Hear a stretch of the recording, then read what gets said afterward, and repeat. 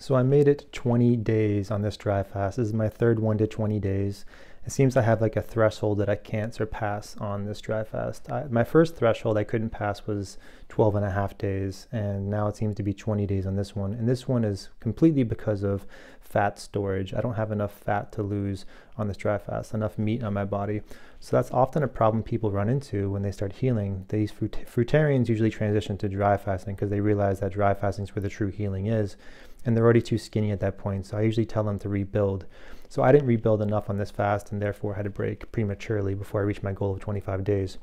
So since then I put on 50 pounds. So I went from 170 pounds down to 120 pounds, believe it or not. It can get kind of like freaky looking, but that's what happens during fasting. You lose a lot of weight. It's hard for family and friends to see you in that state. So therefore getting away from them is kind of conducive to continuing on in the fast. So after the fast, I had to rebuild. Right now I'm able to work out and run, and I'm strong, and my muscles are working very well. But after about a week and a half after the fast, you want to take it really easy and let your body rehydrate, because it's gone through so much work. So it's actually very taxing on the body to rebuild after a fast too. So you want to honor it in that capacity.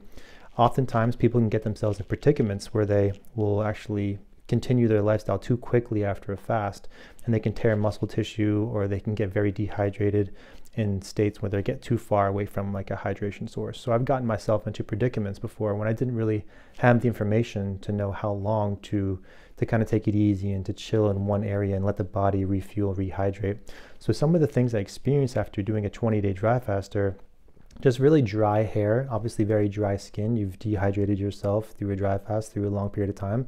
So your body goes through like a shedding of your skin. So all that work that's gone on inside the body has to kind of purge through your largest organ, which is the skin. That's why the skin gets so much healing. Anybody with eczema gets full healing with long dry fasts. Any conditions that are happening in the body purge through the skin. So you kind of shed like the last layer of skin, and that happens for the duration, the number of days duration of the fast. So if you went 20 days, you'll shed the skin for 20 days as well before it starts normalizing. My hair will become like super limp and like lacking like any hydration on day 12. And after that, so what it means to me is that there's mineral storage in the hair. So as pretty as the hair looks on people, I think that it serves a purpose more than we think. This is just a theory, but obviously the higher your mineral intake is, the more strong your nails are and your hair is. So if you're really good about that in your food intake, your hair should be very hydrated and strong and with color. So that's why I think these fasters have really long hair. They'd pull from these storages during these long fasts, and it'd be kind of like they'd stack the cards in their favor because of that. So there's a few different ways to stack the cards in your favor. One is by taking care of your hair and nails and your mineral deposits in your body, because your minerals get reallocated during a dry fast because it starts reallocating back to your vital organs. So it's kind of hooking your body up during the survival state. And the reason why dry fasting works is because your body's infinitely intelligent, more so than any person can really understand. It's more intelligent than any doctor. So you're pretty much transitioning the trust from your mind to the body, and you're saying, body, you can take care of it from here, and I'm trusting you with this process. So there's a prioritization of healing. Your body's not going to eat your brain right away because it's a very important organ. It's not going to eat your heart or your lungs. So what it's going to do, it's going to go after the tumors, the blockages in your lymphatic system, any protein built up on the skin, redundant cells that aren't really useful, disease or cancerous cells. They get eaten and taken care of. There's a prioritization. That's the whole point of dry fasting, and it works exponentially faster than water fasting because you're essentially drinking yourself. And there's a kind of like an internal combustion going on in your body through autophagy and the starvation of cancerous cells. So that's kind of like why it works. So you have two things going at these conditions. You have the starvation of these cancerous states or any disease or parasites you have in your colon or wherever it is. And you also have the autophagy eating it. So it's like a horrible situation to be a parasite within the body during this time period. And that's what I love. It's like the last vengeance you get on something you've been fighting for years and years. But dry fasting is a really hard process. So after the fast, you want to really take it easy, especially after a 12-day dry fast. Breaking the fast is very important. You want to transition to like just water, really, and just you want to put any burden on the pancreas with any juice sugars, and you don't want to have any salt because then you'll have water retention in the body. So you want to get like really bland juices. So before 12 days, you can break on coconut water and anything you want. But after that, it gets more serious to break on just water, because you're still detoxing. You're transitioning to a water fast, which is still very powerful, and then a juice fast, which is still very powerful as well.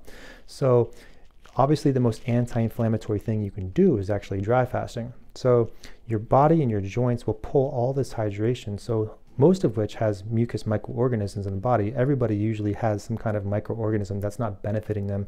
As a matter of fact, it's having an influence on your brain. So it'll pull this from the joints. So anybody with arthritis will have like a relief. And so much so that your bones can kind of be crunchy afterwards. I hate to use that word, but there's no inflammation in your head. There's no inflammation anywhere in the body at all. You've taken back your internal liquids, and that's why there's a healing process for that. So arthritis and like things like schizophrenia, these things are healed very, very fast. That's why I think that miracles occurred when Jesus was fasting people that back in the day. Like people would not have any possession anymore because the bacteria and the parasites not influencing that person's mind and tormenting them. So now you took back your body, and if you broke it prematurely, it'll kind of, that virus can rebuild again and have an impact on your mind again, because your gut is also your second brain. Literally, you'll experience it a lot more so if you ever get to like day 7. That's usually when you get full like gut healing. So I actually had one condition that I healed during this fast in particular, which I conducted in Myrtle Beach, South Carolina.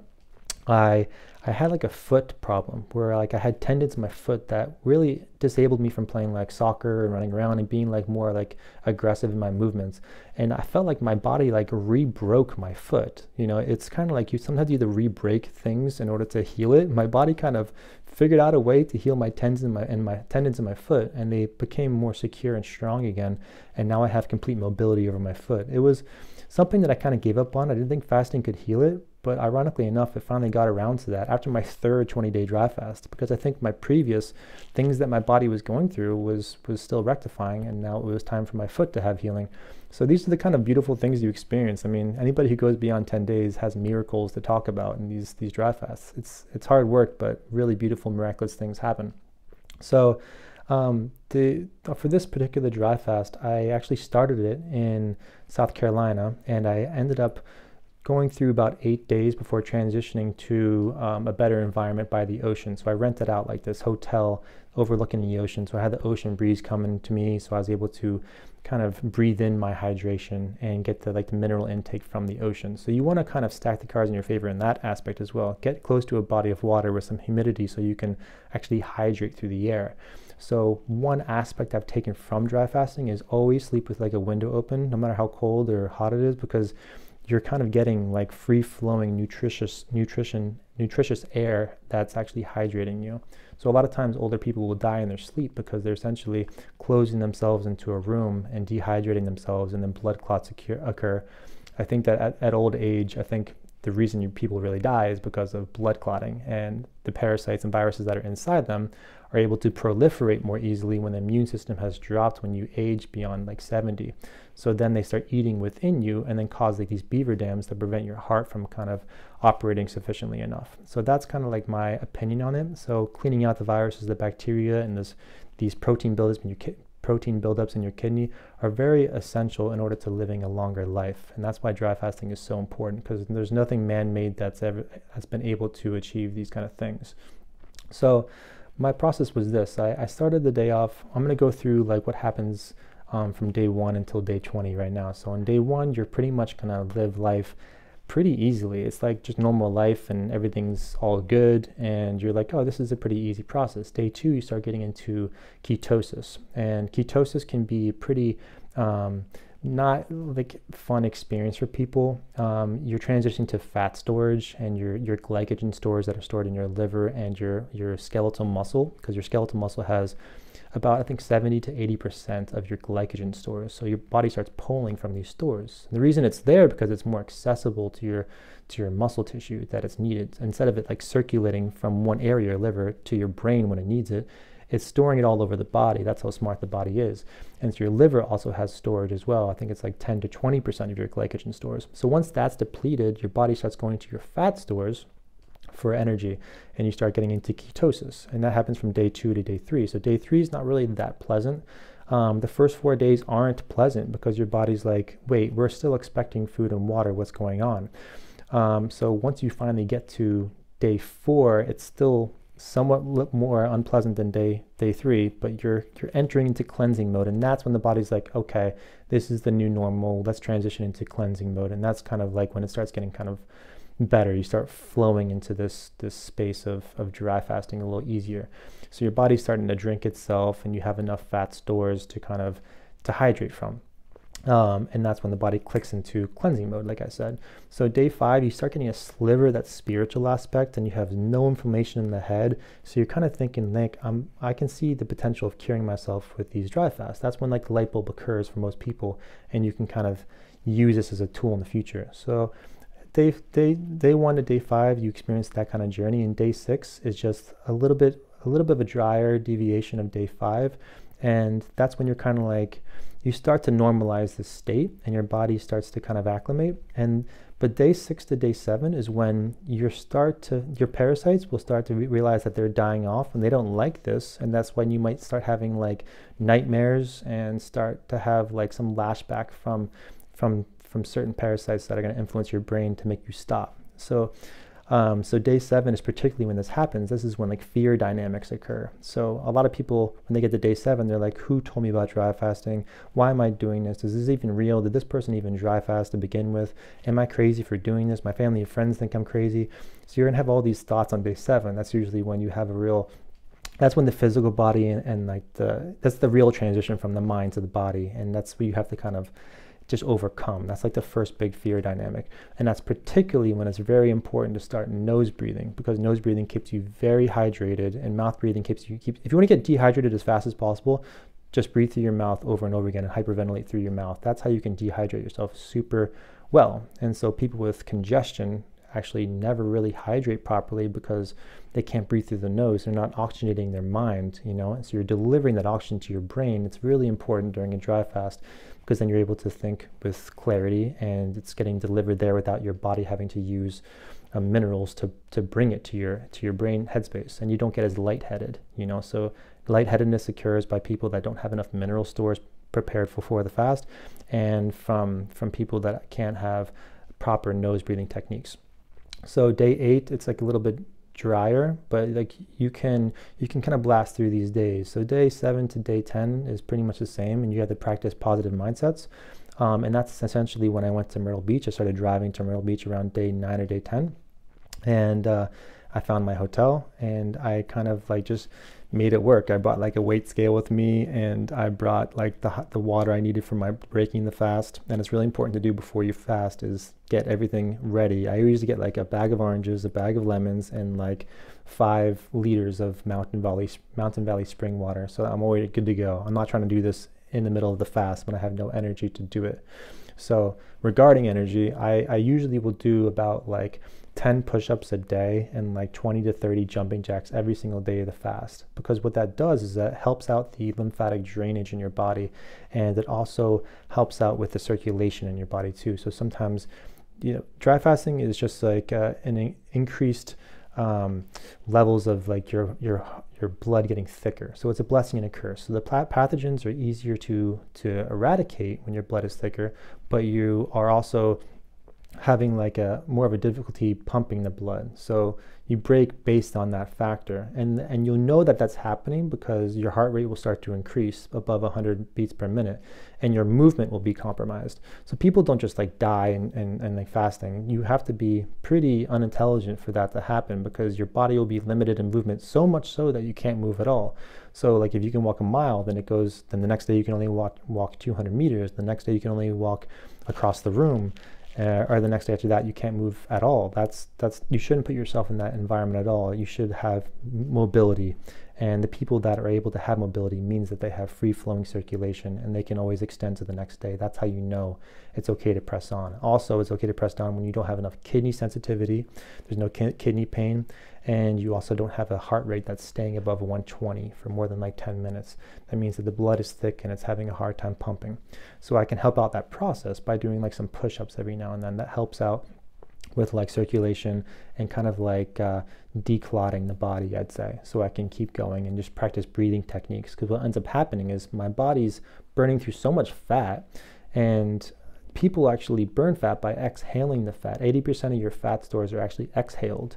So you help out that process of blood purification by practicing proper breathing and exhaling. So if you're having like some palpitations, try like elongating your exhales to get into a parasympathetic relaxation mode, and also breathing out that fat stores that are causing more viscosity to your blood. And that's how you kind of feel into your state a little more so. So what ends up happening is I'll get to like day 10, and it's like a very, very pleasant feeling to get to that point, because you went through like a 10-day drudge to get there. Now this is when the real healing happens. Like day 11, you start to get to like true healing mode, where viruses can't really hang on anymore and parasites can't hang on. And I think when you get in between like day 11 and day 15, it's not advised for people that aren't supervised, and even some Russian doctors will even advise that you shouldn't even go beyond day 11. But for me, that's where I found my healing, so I'm just kind of conveying my message.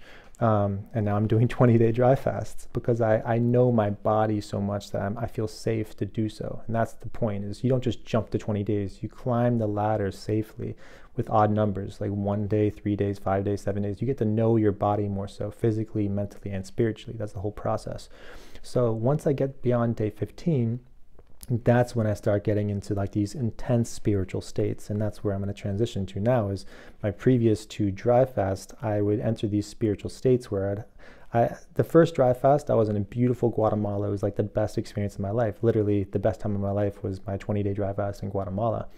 And I would experience like a deep connection to nature. Like I would cry out of joy all the time, and I would experience so much joy that like I had to like stop it from coming in. And I realized I had a problem with that. Like my self-worth was compromised, I realized, because I was not letting an abundance of love and joy into my life. And so I had to cap it off, because you have such a divine connection in these long fasts to like accepting like just so much love that it's overwhelming. And so I would like just reconnect with nature, and I'd see beauty in like a tree or a flower. And that's the thing, is like you see intense beauty in the creation, and that's what fasting teaches you, is like you experience beauty and like so much meaning in the most simple things. And that's the thing about life. We're so distracted and distorted, we don't see beauty in such small things until you take everything away. You have no dependencies.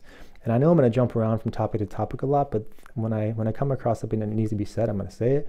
But that's what I get from these fasts. This is why I do these fasts. Even though I've already cured myself, I feel like I'm able to re-access my divine nature. And if I have any egotistical identities, there's no attachment there. Darkness has no attachment to me, because I have no dependencies during this state. I don't need food. I don't need water. I don't even need shelter. I'd rather be outside. So it's kind of like there's no access point for darkness to get at me. But still, I'll enter like these spiritual battles. So with the first fast, there was no demonic spiritual battles, but eventually I realized there was like a dark frequency that was attached to my generational lineage. So the reason I know that is because I got past all the physical demons that were influencing my body, mind, my gut, and now I'm healed. But now I'm going through some energies can be attached to your family line, I believe. And so I would hear, like if I ever got tricked, there's like a bunch of tricksters when you get beyond like a certain day in the fast. That's why Jesus was tempted by the devil in the desert when he went through his long fast.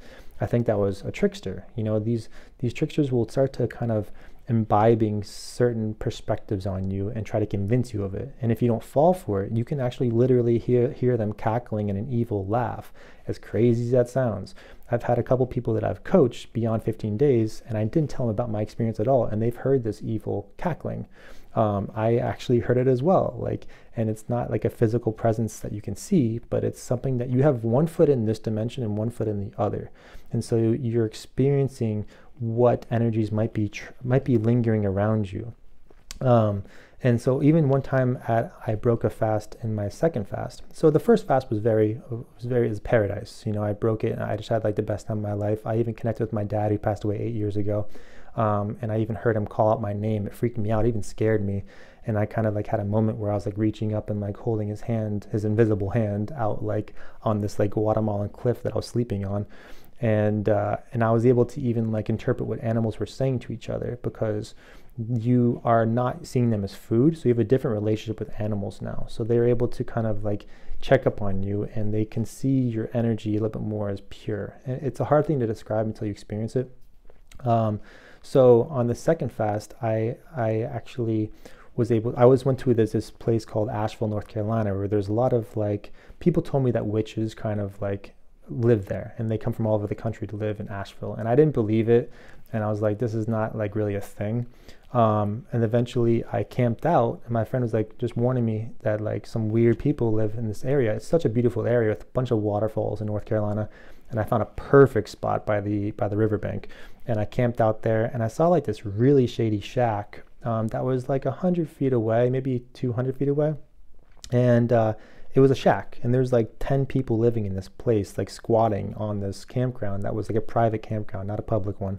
And I ended up realizing that it was beautiful during the daytime, but once nightfall came out, they'd start to do like these weird seances, and they'd wear like red and black clothing and like dance around the fire, and like very strange looking people were there. And then I couldn't help but like just watch this. I'd never seen such activity in my entire life. So this was like a very, very dark fast for me to experience. I went from a very beautiful euphoric one to a dark one. And they ended up like messing with me, like from afar. They'd flash like a light at me, and like make evil faces and like curse at me.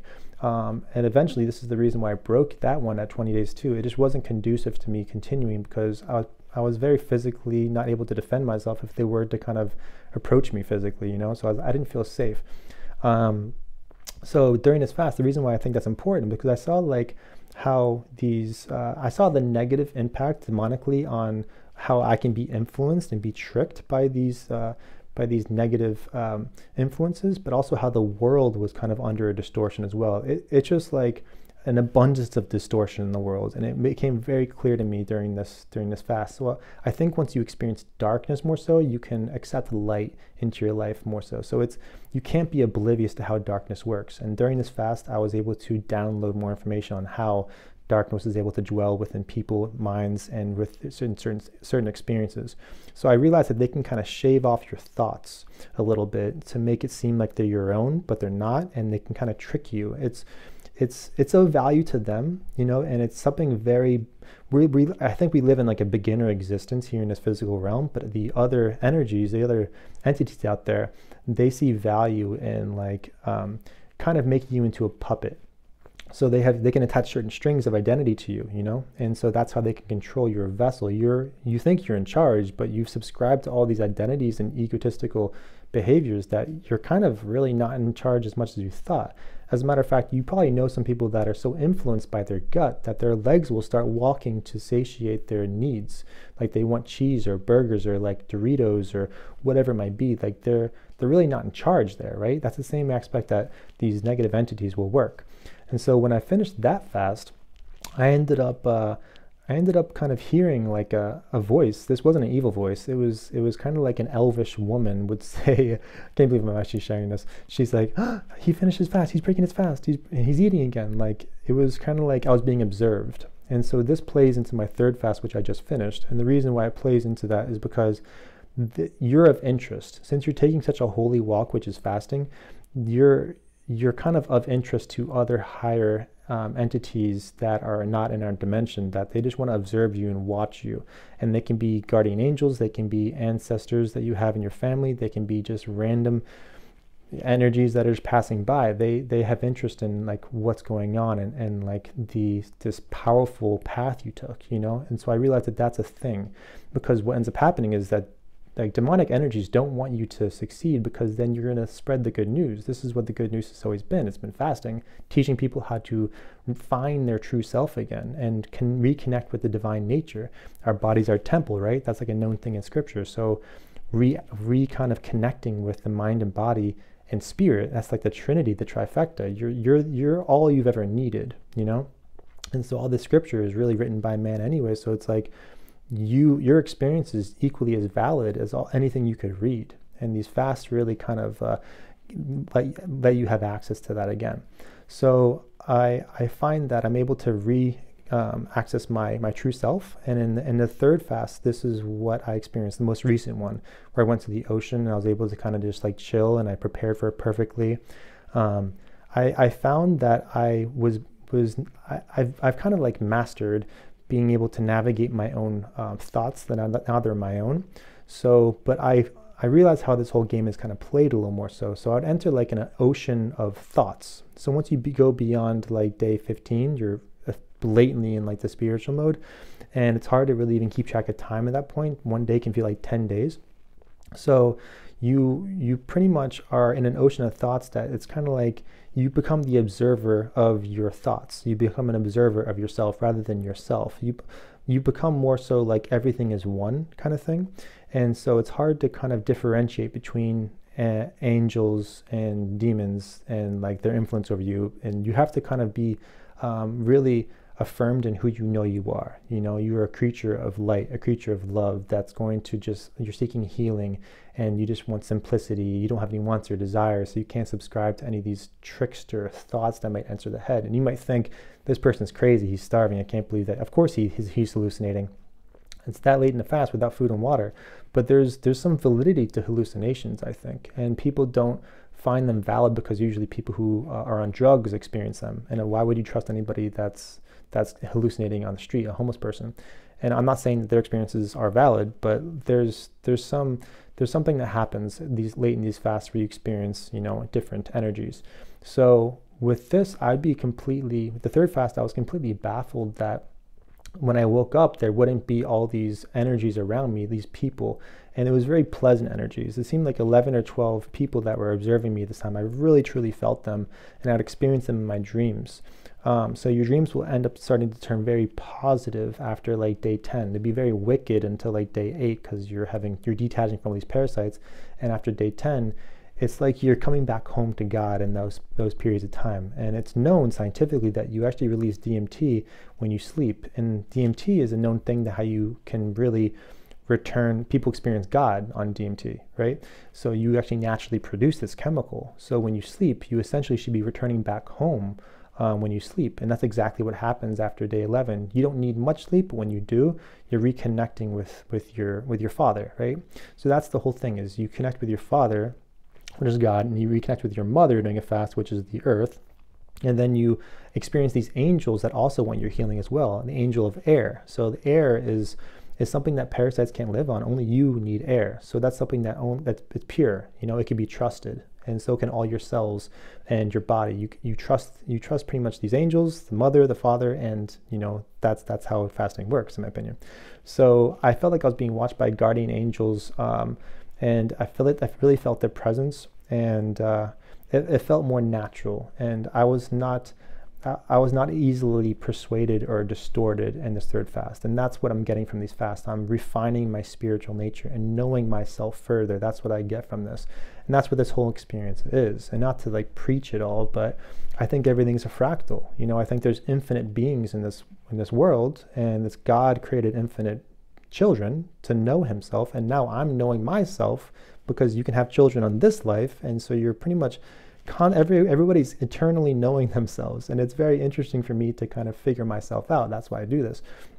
And so when I finish the fast, you'll be in this clairvoyant state. So you'll still feel these energies around you that are constantly like supporting you and making sure you're okay and you're not doing anything too crazy, like, because you are kind of on the way. You're defying death in these long fasts, right? But if you know yourself, you can do them very safely and heal whatever you want to heal. So that's my experience, and hopefully you enjoyed this 30-minute video. This is just like a lot of vulnerability for me, but I think that we're all doing this together, and I really think that we all can heal together, and that's why I'm putting my information out there. I'll never charge anybody for anything.